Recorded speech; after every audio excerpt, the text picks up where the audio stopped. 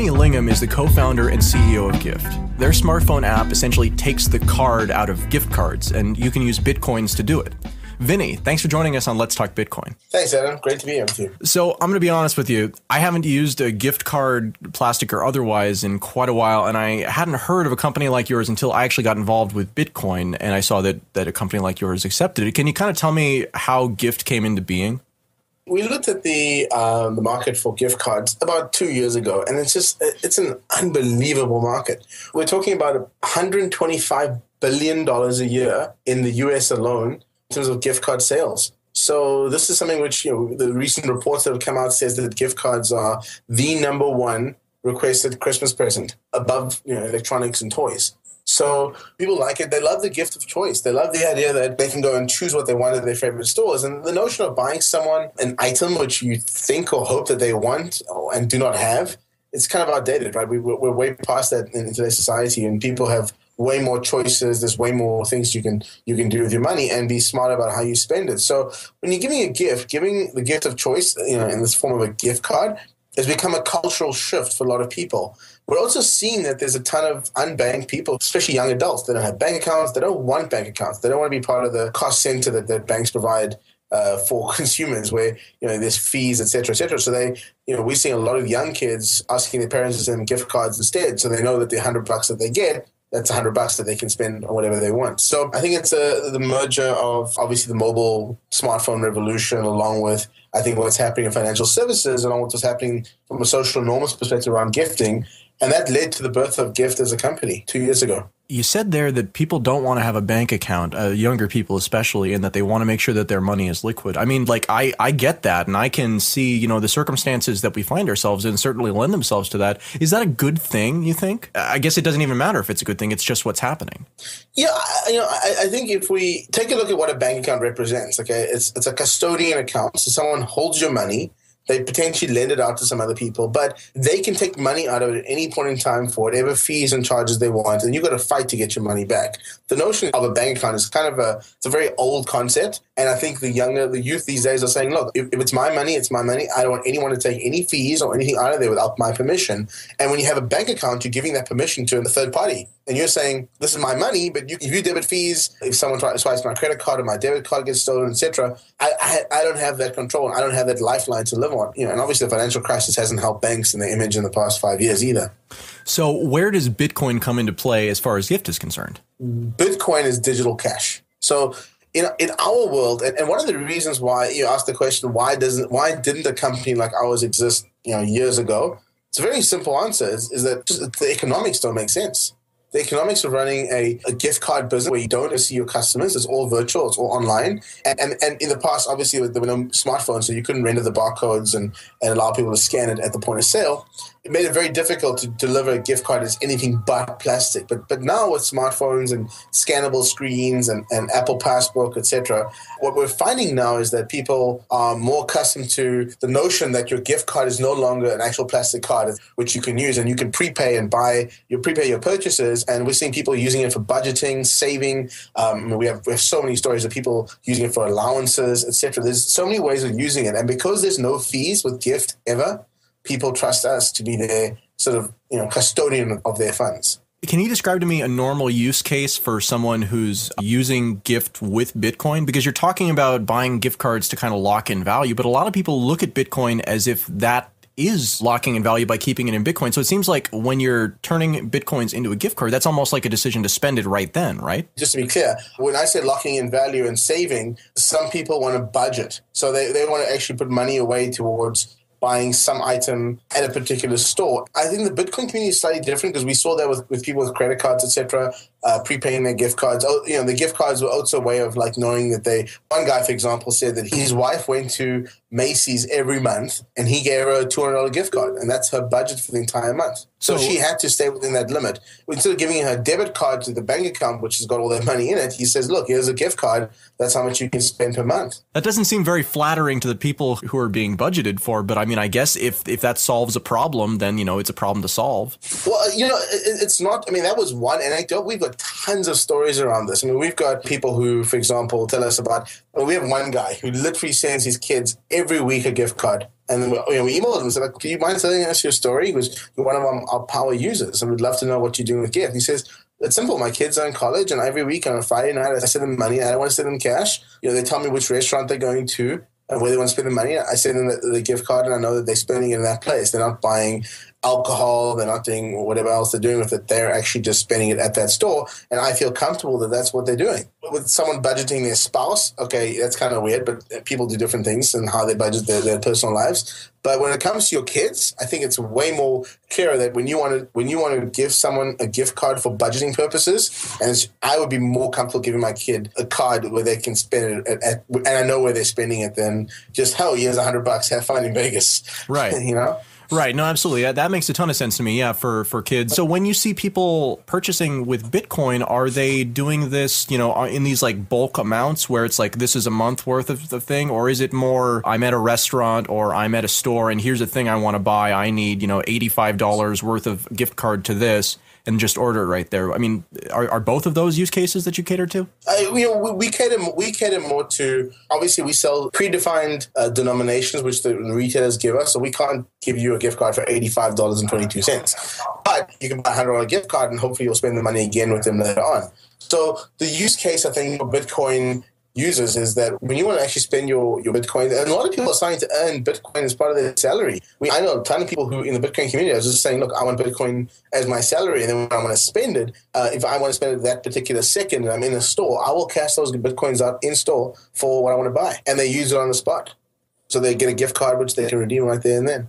That's a really interesting phenomenon to me because, again, you use BitPay to enable these Bitcoin transactions, right? We do. Okay, so then you're like a second layer of bridge company, right? Because the companies that you interface with, you don't compensate your merchants in Bitcoin. Even if a user pays in Bitcoin, you're probably compensating them in dollars, right? Oh, we have to, yes. They right, don't exactly. accept Bitcoin for gift cards. Right. So that's basically the same thing that BitPay already does. So you have two layers of bridge companies there, but neither of you are taking fees. How is that possible? Right. So that's part of the amazing part about Bitcoin. Because the costs are so low, we're able to absorb the processing fees. And, BitPay has recently moved to a very good pricing model. So there's a fixed rate pricing model we pay per month for all the processing. And as a result, we are going to be passing those benefits onto the consumers. So what happens to the Bitcoins that you bring in? Are those all just going to BitPay and then back onto the market? Or are you keeping any, to try and speculate on the future value? Because we've been talking about this idea of how when you're talking about a deflationary currency, a lot of the business models that you really have to look at to figure out what makes sense to proceed with are actually completely counterintuitive to what you'd expect in a modern world, right? Where you want to make more money on a sale up front.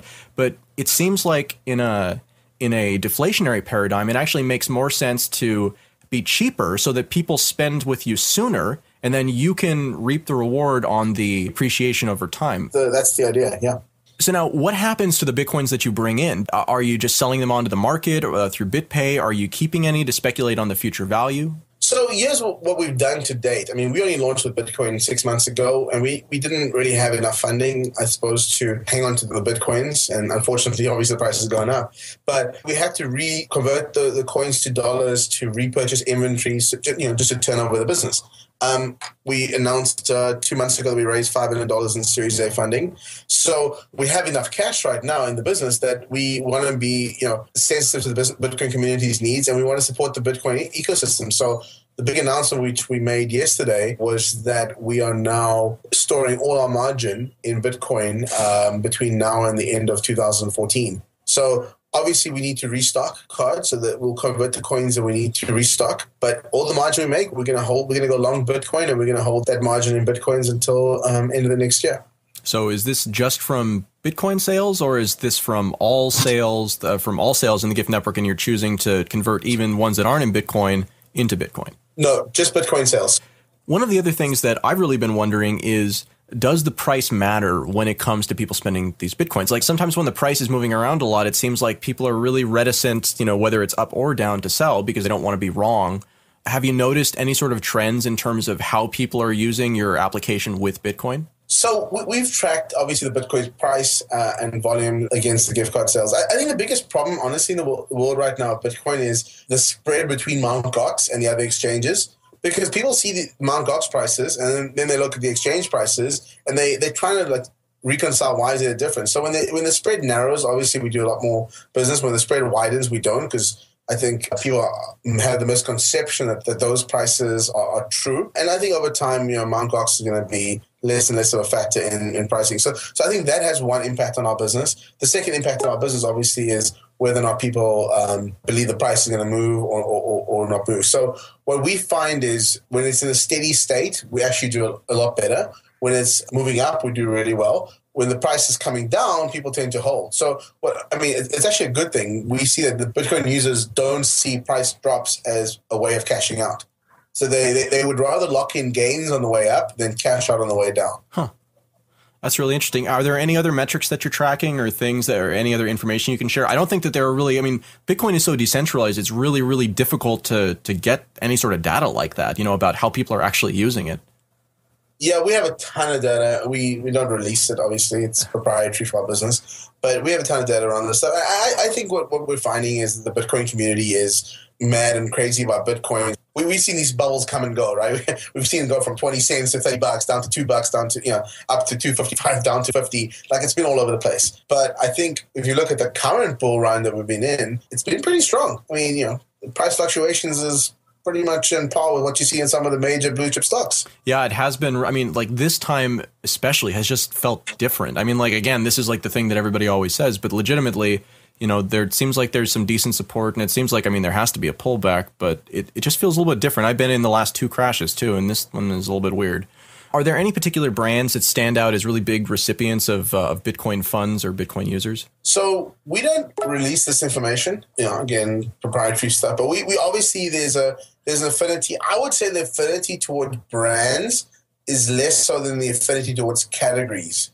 So we find Bitcoin users spend a lot of money on restaurants and food more than they do on what our typical audience does. So where our typical audience may be shopping, wine, gifts, that sort of thing, retail, Bitcoin community actually goes towards obviously a lot of, I would say electronics and shopping as well, but we have a lot of Bitcoin users who go to Burger King and Red Robin and all those places. And the notion of paying for a meal using Bitcoin is just something which intrigues people. So, hey, yeah, whatever works for them. Okay, and you probably can't answer this question. Can you give me a ballpark on how much of the business Bitcoin actually is accounting for? You can see from the advertising we're doing and the promotions we're doing, it's significant.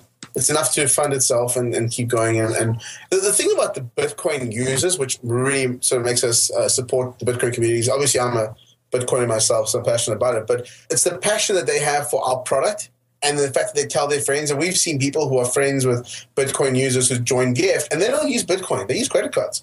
So the Bitcoin community is your early adopters. It's your influencers. It's the typical influencer and early adopter community that was around for the internet as well. And they're spreading the word about what we're doing. So more than half of our new customers every day comes from word of mouth, and we've surveyed our users, and it's pure word of mouth. That sounds really promising. I have to say, this sounds like you guys are pretty happy with how this is going. Yeah, we're exceptionally happy with how things are going, and we want to thank the Bitcoin community for all their support, and we'll keep trying to give value back to them. Is there anything else that you'd like to talk about before we wrap up? Yeah, I think we announced the release of points, and essentially that means that the Bitcoin community can now earn Gyft points, 3% back on all their purchases, using Gyft for all the day-to-day purchases. So now, this is better than any credit card program you'll ever find. Most credit card programs give you a half a point to maybe 1.5 points back in terms of points, 1% back in points, and we're giving 3% back. And the way we're doing this is we're saying, look, if we're going to sell this through Bitcoin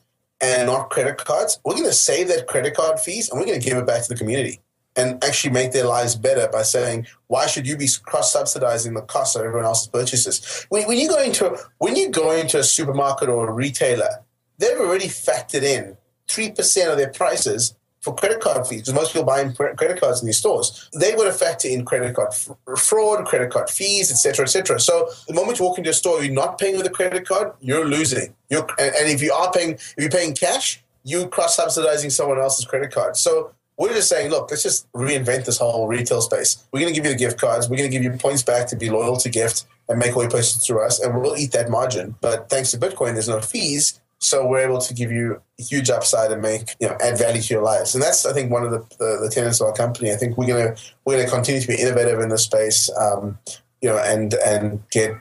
get value back in the hands of people who want to use Bitcoin.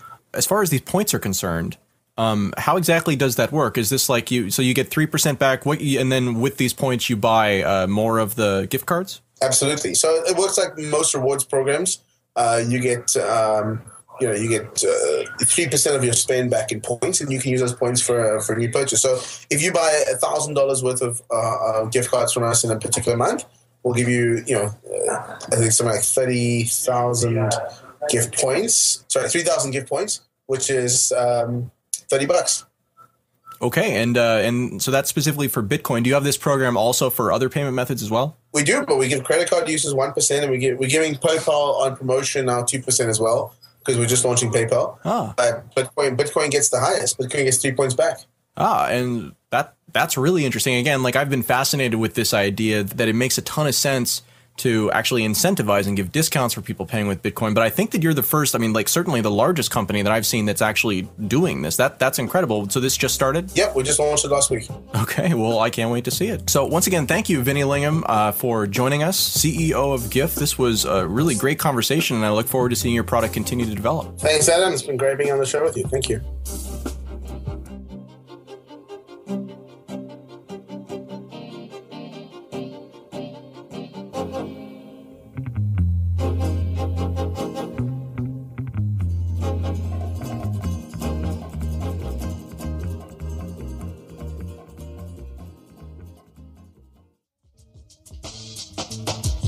Is the Bitcoin price in a bubble? Only time will tell, but one thing's for sure. Bitcoin video passes are on sale. Normally $75 for those paying in US funds. Visit bitcoinvideopass.com and spend only 0.1 to 0.2 Bitcoins, 0.12 Bitcoins at the time this was recorded, to access all the talks and panels from the October cryptocurrency conference. See how easy buying with Bitcoin can be and experience instant access as soon as you've paid without even reloading the page. Check it out at bitcoinvideopass.com.